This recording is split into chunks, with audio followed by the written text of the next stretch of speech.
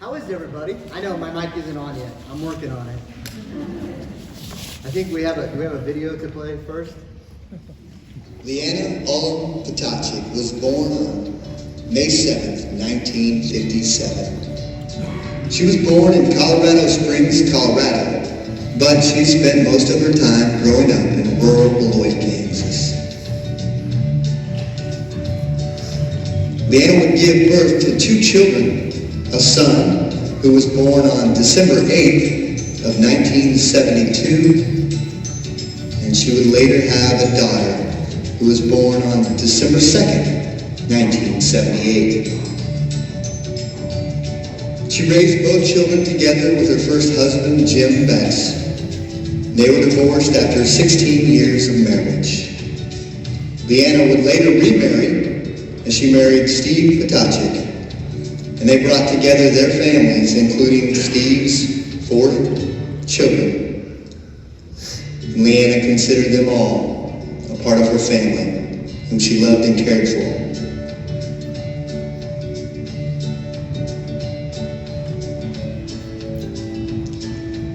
Those 6 children would bring into Leanna's world 16 grandchildren. She was a loving and caring grandmother who loved to spend time with her grandkids and have fun. She left a legacy for her children and a legacy for her grandchildren of loving family, caring for one another, especially those who were close to you. She shared with her family her many loves and her lots of fun. And she ultimately left with them a legacy. We don't really know her total impact on life and those who came into her life. But we know that she made a difference and that she left a legacy for each of her children, for her grandchildren, and for all those who knew her. On February 1st, 2021, Leanna Ullum Potocnik left this world to be with her Lord and Savior, Jesus Christ.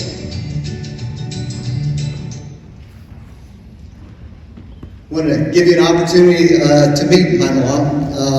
Her and I had talked quite a bit about this night last year as it approached. And I visited with her about some of the things I would be sharing, and she visited with me about things that she went through. And as we talked, she was excited. She was really excited, but unfortunately, last year we didn't have it, as Alice said, because of COVID. And this year she's unable to attend because she has much better things going on in heaven right now. But I think it's important, as I share with you my story, to understand how much of my story ties to her story and how much they are a part. In fact, every bit of my story is part of her story as well. And so I want to share that with you. I am the youth and children's pastor at Beloit First Christian Church. As working with children and youth, I run into a lot of situations where I see the brokenness of families, whatever it may be from, whether it is from young parents or single parents or divorced parents or whatever it may be. I get to see a lot of that experience, and unfortunately I've also had the opportunity to see the other side of it, where some of those young parents are also teens in a youth group. And so I have a very unique perspective on that and on how an organization like Heart Choices can make a difference. But I think my story and my mom's story really help tell it all. If you want to hit the next slide. That is a picture of me and my mother. I felt it was important to blow up the picture of me, not because I thought I was pretty good looking or anything, but I thought that might be the look that a toddler gets on his face when he finds out that his mother is 15 years old. That was the case for me. My mother got pregnant when she was 14, and my dad was 21. when my mother became pregnant. And she would give birth to me at 15. And as she went through that process, as she became pregnant and was trying to decide what she wanted to do, what she needed to do, she had a lot of advice from different folks all over the place. And I guess I want to first make this clear. I love my mom. I love my dad. I love my family. And I know in my heart with no doubt that my parents did the very best that they could with what they had. However, at 15, and my dad would turn 22 2 days after I was born, 22, they were not ready. They were not prepared. They were not in any situation where they could comfortably and easily and, I don't know, some would say successfully, bring a child into the world. And so the discussion went on, and my mom told me that during that time, a lot of people that she talked to just advised her that it would be best for her to end the pregnancy, to have an abortion, not to do this. My mom's not a big gal. She maybe weighed 90 pounds in that picture. I don't know. So there were health considerations, or financial considerations, social considerations. There was a lot of things, but ultimately, a lot of people felt that it was best for her to make the decision not to have me. Not to bring me into this world. And she shared with me a family member. She didn't tell me who, thankfully, probably.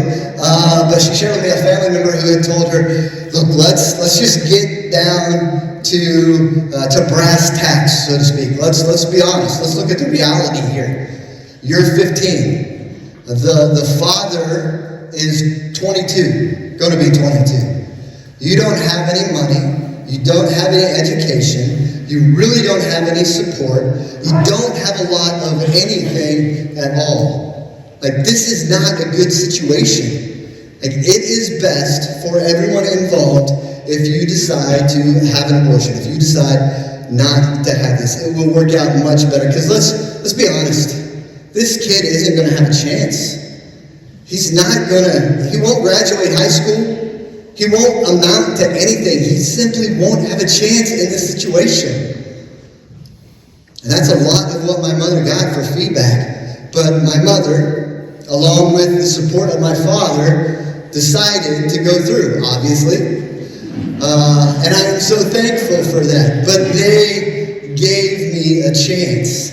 On the next slide is a picture of my family, young. I love that picture of my sister. She's so cute, right? She's in attendance. That's great. But no, that is a picture of us growing up.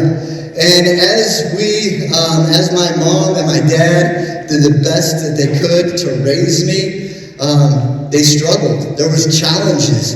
As you can imagine, the looks that we would get. I'll be honest, I never really knew all of this stuff, but I felt a lot of the stuff. We didn't have much money. We weren't very, very financially stable at all. We weren't well-to-do in the community. A lot of people, when they looked and they saw a 15-year-old girl and a 22-year-old man and a little baby, you can imagine the thoughts that they had. It wasn't necessarily always good. We needed a lot of help. We relied on the government for many things. I know, right? Ooh, sometimes that comes with a lot of judgment. I felt that. I recognized that. As I got older, it became more and more obvious to me our situation was not great. We just seemed to get by. That was it. We didn't succeed, but we got by. And I know, as I said, my mom and my dad, they did the very best that they could with what they had. But they had very little support. They really didn't know what they were doing. And they were, as my mom said, there were a whole lot of trial and error. And it was mostly error. It's been interesting just visiting with her a little bit. As I got older, I got into high school, my relationship with both my mother and my father really deteriorated. I'm sure I didn't help that situation. I'm not only sure, I know. But it was difficult. It was hard. And we were struggling. And I could look and see that other kids had things that I didn't have. And other kids got to do things that I didn't get to do. And I kind of had a resentment a little bit. And I began to act out, and I'm sure, I'm not absolutely certain, but I'm pretty sure there were a lot of people in the community that would look at me and say, oh, he's a good kid in a bad situation, and he's making some bad choices. I think some of that might have been true. Some of that might not have been true. But I definitely didn't help the situation. And it wasn't a great situation to begin with. I remember one time having a discussion with a teacher. I was 14 at the time, and I was discussing with my teacher. I don't even remember how this came about, but they had asked me my mom's age, and I said, well, she's 29. Like, that's impossible. She can't be. How can you be 14 and she'd be 29? That doesn't make any sense. You got to be wrong. I wasn't, but I felt like I should have been. As I got into high school, by the time I was a freshman, we had lived in 9 different houses, and I attended 5 different schools throughout Kansas. I was born right here in Beloit. Mitchell County Hospital, and then we lived in Osborne shortly afterwards, moved around, and we eventually moved back to Beloit. I attended parts of 5th, all of 6th, and parts of 7th grade right here in Beloit, before we then moved on to Barnard, and then eventually Minneapolis. And as we moved around and moved into those situations, I think there was a growing just resentment towards my parents and me, and just a lot of difficulty and struggles. And by the time I was a freshman and a sophomore, really got difficult. My parents divorced when I was 16, and that was kind of the final straw in our relationship. It had pretty much been completely broken. I didn't see eye to eye with either of my parents. We didn't get along. They had other things going on. And I know from my mom, I cannot imagine what it would have been like to be a 15, 16, 17-year-old child raising a child. But I know the amount of things that she missed while she was doing that, because all of a sudden she had to be an adult when all of her friends were, being kids. And so there was a lot of brokenness, a lot of difficulty, and I had really developed an apathetic attitude toward things. I realized that, it doesn't hurt so much if you don't care. It isn't failing if you don't try. And that had really become my attitude towards most everything by the time I was in high school. I did enjoy sports. It was one thing that I tried. I enjoyed them, and I had a passion for them. And I remember one time in high school, was wrestling, and actually wrestling at the Beloit Invitational. On the Friday after that, the tournament, I rode the bus back. My friends had rode with their parents back to school. I graduated from Minneapolis. Sorry for some of you. But I graduated from Minneapolis High School, rode the bus back after the first day of the tournament. And I got there, and there was a basketball game going on there at the high school. And I remember as I walked in, the basketball game was already happening. I walked in down the sidelines, down the edge of the court. And just there was this feeling of, like, there was a heaviness, and I wasn't sure what was going on. It was kind of almost a darkness that I felt. And my girlfriend at the time, I made eye contact with her as I approached her, and man, something didn't look good. Something didn't look right. She had this look on her face of anger and frustration and hate and disappointment and devastation, and I didn't know what had happened. But as I got closer, some of my friends that were up in the student section began to yell at me and began to tell me how not great of a guy I was. I still wasn't sure what had happened. By the time I reached my girlfriend, I had found out that my 2 friends that had come back early from the wrestling tournament thought that it would be cool to play a trick on my girlfriend. And so they told her that during the tournament, I got a busted up nose, bled pretty bad. That was kind of usual for me, but this time I needed a blood transfusion. And they told her that they found out while they were giving me that I had AIDS. It was kind of known that we were promiscuous.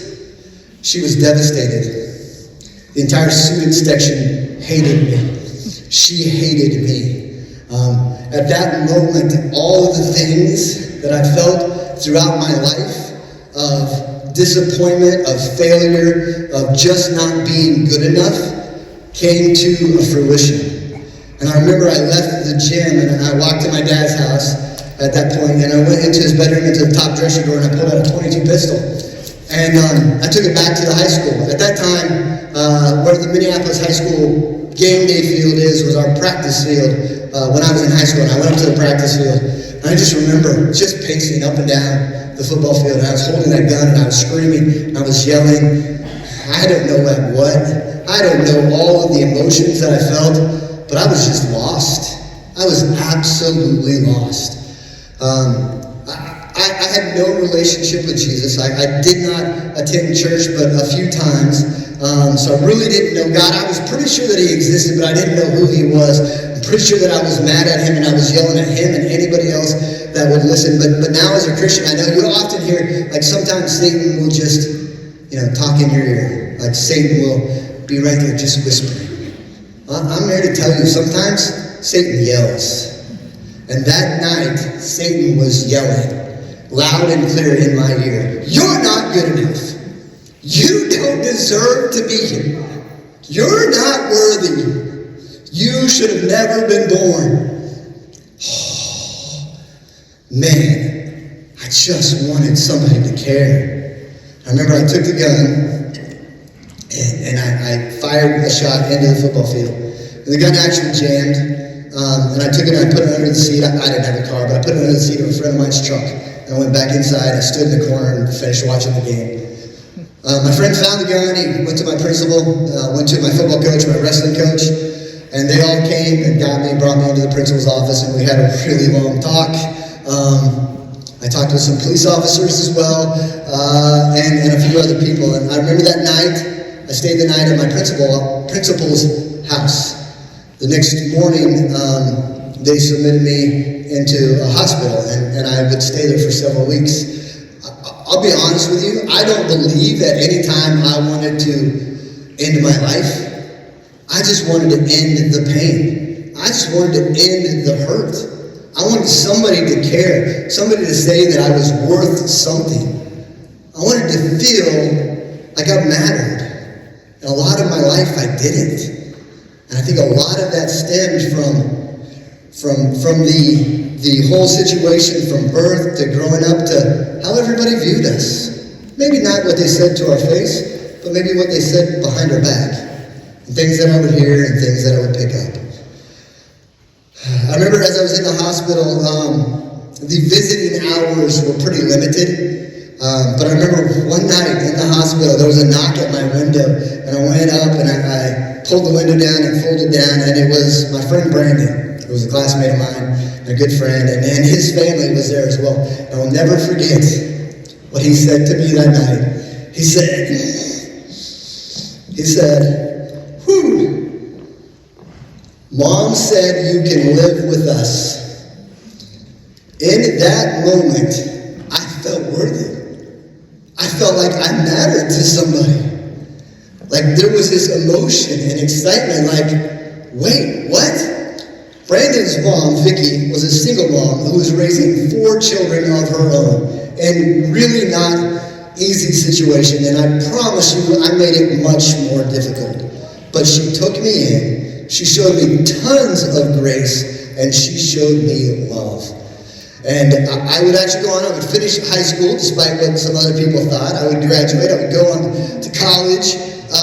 Amazingly enough, despite all of my efforts to not, I did. And as I was in college, I still was pretty apathetic towards education and learning and all of that good stuff.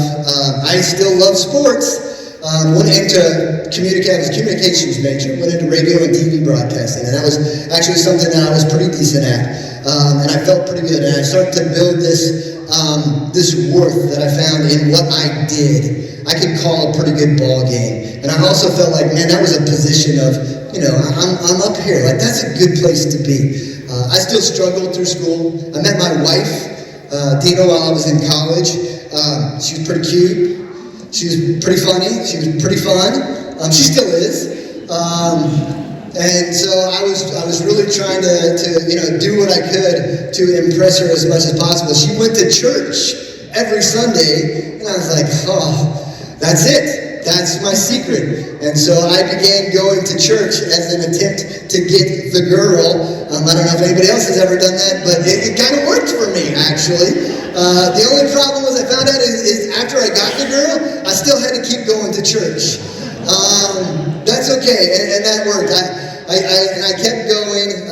We began to date. We would have conversations, and family situations were not normal for us, and she didn't quite understand the relationship that was completely broken with my father and mostly broken with my mother. We would go to Christmas or we would go to Thanksgiving and have some conversations at that point. But she just didn't really understand the brokenness and how that worked. What she didn't know, actually, was God was already redeeming that relationship a little bit. Because, honestly, it wasn't too long ago that my mom had a restraining order on me that wouldn't allow me within 500 feet of the property. I caused some problems. We didn't get along. It didn't work out like it was supposed to because it was really hard and none of us knew what we were doing. But we would get married, and honestly, our wedding and leading up, the days leading up to that wedding, I think I have a picture of our wedding. There we go. And I started to see a side of my mom, and it had been coming. I don't know that I necessarily saw it, but there was this encouragement. There was this side of her that she was really supportive in what I was doing and how things were going, and she was so helpful throughout the wedding and everything that she did. It was so good. And so God had really started to redeem our relationship together. I would get a job, actually, while I was still in college, I got a job as a sports director at a radio station, and I took that job. I worked in radio for about 6 years, doing broadcast and sales, and again, was pretty decent at it, and I put a lot of worth into my ability of what I did. You know, that was my worth and my value. Unfortunately for radio, it didn't have a lot of worth and value that it was giving me. I didn't make a lot of money, and I would eventually go into insurance, and I spent about 10 years working in the insurance industry. I quickly learned that was a good thing for me because it looked really good on the outside. I actually wore a suit and tie probably 6 days a week, almost all the time. My outward appearance looked really good, and I felt like that was my worth. That was my success. I told my wife one time, we were at church, I said to her, I might not be the best dressed person in church today, but I promise you I will never be the worst dressed. That might not be accurate now. But at the time, that's the way I felt. And that was a reflection of growing up and where I placed my worth. I placed my worth in how I appeared to others. And then I met Jesus, and everything changed. It was a weird moment. I often say, weird, I say crazy. I often say God is crazy awesome, and I use that to describe a lot of things because I don't really have a better way to explain it. To me, a lot of things God has done in my life is crazy. It doesn't make sense. To Him, and in the grand scheme of everything, they're awesome. And so there was this crazy, awesome moment in which I convinced my wife that we should go to a different church because, honestly, my goal, I had talked to a guy, I also sold real estate, I planned to sell a house, and I was going to sneak out of church. I had no intentions of going to church or staying at church, but I thought if we went to the church in our town where we lived instead of another town, which is what we usually did, then I could easily sneak out. It's not a problem. It's not a problem. I went to that church. That guy never called. He never, ever called. He's never called me since. I don't know what happened there, but God called me. And I sometimes struggle when I say this and I explain this, but honestly, that moment in church, I can still remember exactly where I was sitting in that church. It was like everything else in the church got dark. There was a spotlight on me, and I heard from God. Like, for the first time ever, I heard the truth of who Jesus was. I heard the gospel, the good news of Jesus, that He came to save me. Not condemn me, but to save me. And I left the church, having attended all of it, and we went home, and I had a conversation with my wife. and my kids. And for the first time ever, I think I was 35 years old, maybe, for the first time ever in my life, prayed as a family. That had never happened, ever. And we prayed. I'm like, I don't know what all this is, but I'm pretty sure I have to figure it out. Because if that was God that spoke to me, and Jesus is who I heard he is and who he says he is, I need to know, and I need to make some changes, because honestly, my thought was, I'm leading my family to hell. Like, I'm taking them down a path that they don't deserve to go, and I need to find the right way, the right place, and the right direction. And I began to dig into the Bible. I began to just study Scripture. I began to study the historical Jesus and everything I could. I studied other religions. I'm like, I got to figure out what this means. And I come to the conclusion, and I dug into everything. Jesus is who he says he is. He's the resurrected Son of God. And I gave my life to Christ. And I would have told you all of my life beforehand that I was a Christian, but I wasn't. I mean, I was a Christian by name, but I wasn't living for Christ. And he changed my heart that day, and he began to work in my heart. And there was a time, actually, when I was in college, majoring in radio, that I had this moment of inspiration that I wanted to make a difference. I don't remember how it happened. I don't remember what caused it, but I remember going to my advisor and telling my advisor, I want to change my major. Instead of radio and TV broadcasting, I want to go into elementary education. I want to impact kids. My advisor told me, you will never make a good teacher. You are the most unorganized person I know. True story. I didn't change my major. I continued in radio and TV, and I never became an elementary educator. But I did become a teacher because God drew me to that, and he called me into that. He began to call me into ministry, and honestly, I didn't want to go. I was scared to death of it. I knew I wanted to impact kids. I really did. I thought that would be such an awesome thing. What purpose, what worth, what value in your life to make a difference in a kid's life. But man, I don't know anything. I mean, really? I didn't grow up in the church. I didn't go to seminary. I'm like, I'm not qualified at all to do this. And God kept working in my heart. And our pastor at the time told me, I showed up at a mud volleyball event for youth group on a Sunday, and I was just, enjoying, having fun, laughing with the kids, and hanging out. And he said, man, you should consider volunteering and helping with youth group on Sunday nights. I said, I would love to. I would. But I play softball on Sunday nights, so I can't. And he said, that's great. Junior high meets on Wednesday.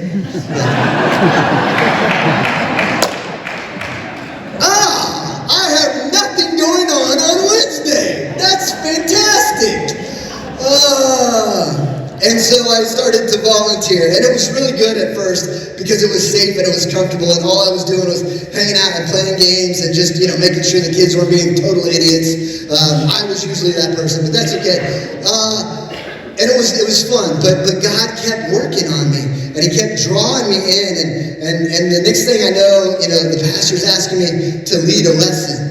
And then God is calling me, and he asked me, he's like, we'd really like to have you oversee all of the junior high ministry. Would you consider doing that? I know you're just a volunteer, but would you consider doing that? And I prayed, and I did that, and God kept working on my heart and kept drawing me into that. And crazy enough, I said, this is one of those crazy, awesome things. There's lots of those things. But then the church approached me and said, we've been thinking, we've been praying, we really want to hire you as a part-time youth pastor. I'm like, what? That's insane. That doesn't make any sense. At the time, I owned my own insurance agency. I was doing real estate, so I had those two balls that I was juggling. I was also volunteering, but I'm like, I'm already volunteering doing it. Like, what's the harm? He's like, I'll think about it. He's like, okay, that does include overseeing high school also. I'm like, snap. But as I prayed, I felt God calling me, and I did it, and I went into that role, and God just kept working. And it was about 6 months later, they approached me and said, and we want to hire you full time. We want this to be your full-time gig. And And I'll be honest, if any of you work in children or youth ministry, it's not a part-time gig. It's an all-in, all-the-time gig. And so I prayed, and I really didn't want to do it. I really didn't. And God kept saying, yes, you should do it. God kept calling me into it, and I wasn't sure that I wanted to do it, but I eventually made the decision that this is where God is calling me. This is that purpose that for a moment in college, I felt like I should have, and here it is. And I haven't really felt like this all of my life. So I'm going to sell my insurance agency. I'm going to give up my real estate license. I'm going all in. And I did. And it's crazy, and it's awesome. But I've been doing children and youth ministry now for just over 10 years. God has done some incredible things during that time. I can't tell you what my impact has been in that ministry. I tried to figure it out a little bit as I was planning for this, and honestly, I'm not a big numbers guy. Maybe I should be a little more of a numbers guy. But so I tried to go back and figure out, okay, like youth group, what do we average? I have no idea. But I know there were nights where we'd have over 100 kids. And I know there were nights where we'd have 20 or 25 kids. I would say over the course of my 10 years in youth ministry, we probably averaged about 55 kids every week. I would then imagine like all of the other events, summer camps, Sunday mornings, start adding kids in there, children's events that we do, children's ministry, vacational Bible schools, just doing stuff in the community. Like I think I feel safe in saying that in my 10 years of ministry, I've probably had the opportunity to impact about 1,000 kids. I think that's a safe estimate. And probably some parents as well along the way. And one of those parents I want to share with you because it was one of the most awesome impacts that I've ever had. And I've been a part of, I don't know how many baptisms throughout those times. We've done it in 3 different states. I've baptized kids in Colorado and Missouri and Kansas. We've done rivers and lakes. We've actually done a baptistry. But different places that we've been to do it. It's been awesome. And I don't know how to quantify that, but I can tell you the best baptism. No offense if I baptize you and you're in here, but the best baptism that I ever did was my mother. October of 2012, I think I have a picture of that.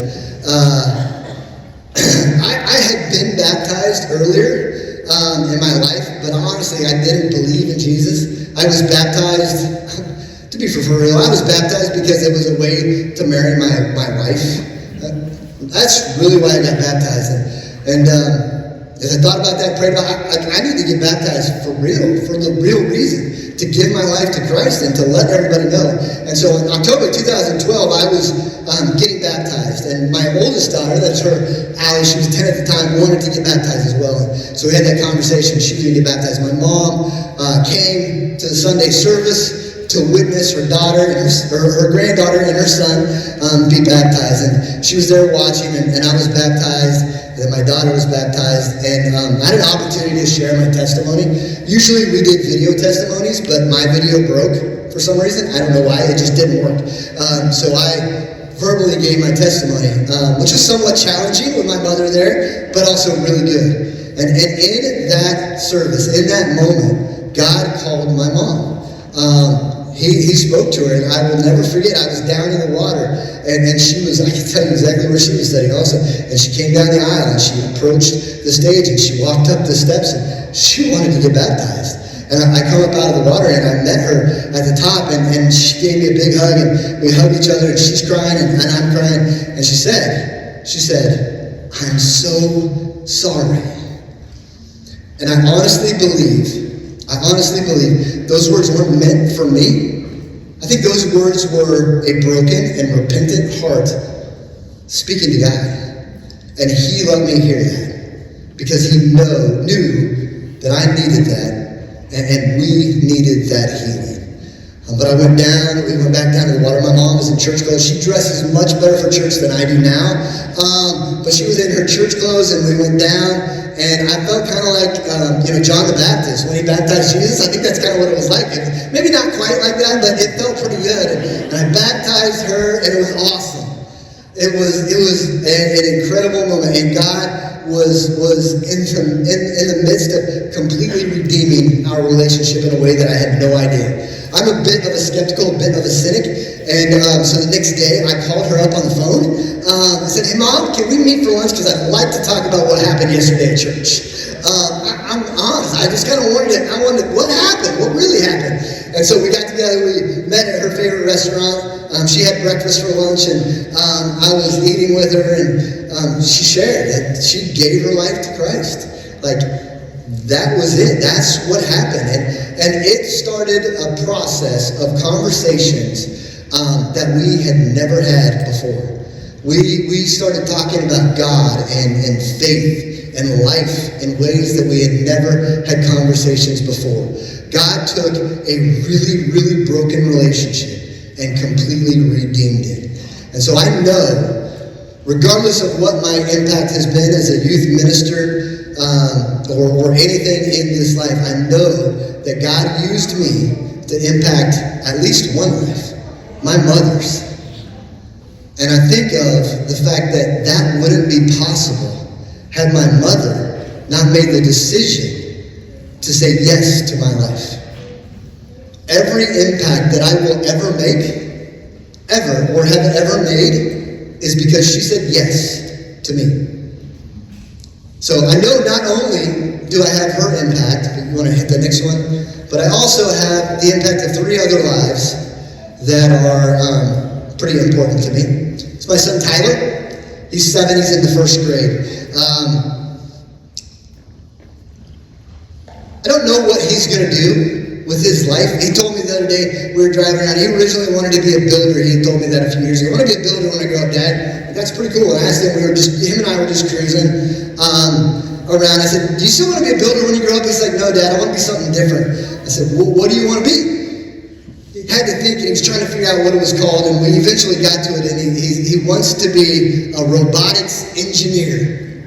I don't know. He's 7. I don't know how God is going to use him. I don't know how he come up with the words robotics engineer.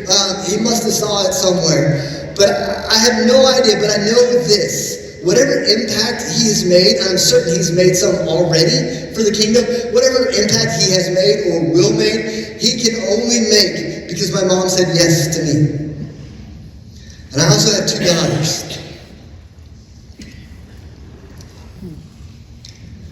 Lauren is 17. She's a junior at Boyd High School. And again, I don't know what God's plans are for her. I don't know how he will use her. I know that he's already using her. So whatever he does with her, however he uses her to make a difference in the world, be honest, she's leaning towards K-State, I think, and maybe a communications major, a little scary, or journalism. But I don't know how God will use her, what he will do, but I know this for a fact, that any impact that she makes in this world is only possible because my mom said yes to me. And then there's my daughter, Allie. Allie is 18. She's a freshman at Ozark Christian College. She is currently majoring in psychology and pastoral care. She wants to someday be a marriage and family therapist. I don't know how God is going to use her to impact this world. I know God has already used her in some ways. Whatever impact she has made or she will make is only possible because my mom said yes to me. So I have no idea what our impact is. We sometimes struggle because I'm like, gosh, she wouldn't be here if she didn't say yes. But then again, neither would I. That's a scary thought. But she did say yes. No matter how hard it was, no matter how difficult it was. And as I think back and as I talked with her leading up to this last year, we were talking about, she said, Douglas, she called me Douglas all the time. Douglas, if there was something like this that could have helped me, that could have given me some places to go, information to use, advice, support, diapers, whatever it may have been, it would have been so helpful. But she struggled through it, and she did the best that she could. And I'm so thankful that she did. So I know that in heaven, as she is celebrating, I don't know what her impact in this world is, but I'm certain that it's been a tremendous celebration once she got there.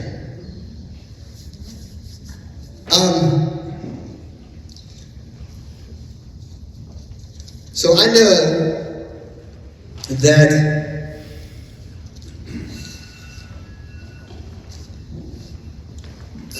that the things that Heart Choices does as an organization is important. I've seen them firsthand, and I'm sure many of you have as well.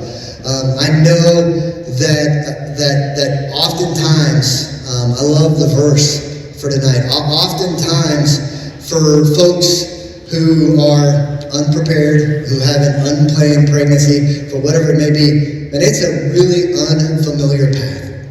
My mom had no idea what she was getting into or how to handle it. It was dark at times. It was rough at times. But God didn't ever forsake us. He lit up the paths that were dark, and He made the rough ones smooth. And He didn't ever forsake us. I want to encourage you tonight. I would like to pray. And then I know we're going to take a few minutes. I want you to consider, before I pray, how you can be a part of what is going on with Heart Choices. How you can partner with them, how you can support them to be able to help families like mine, to be able to help mothers like mine that are going through and struggling. So I know, I'm reading my notes here, trying to make sure that I'm in the right spot.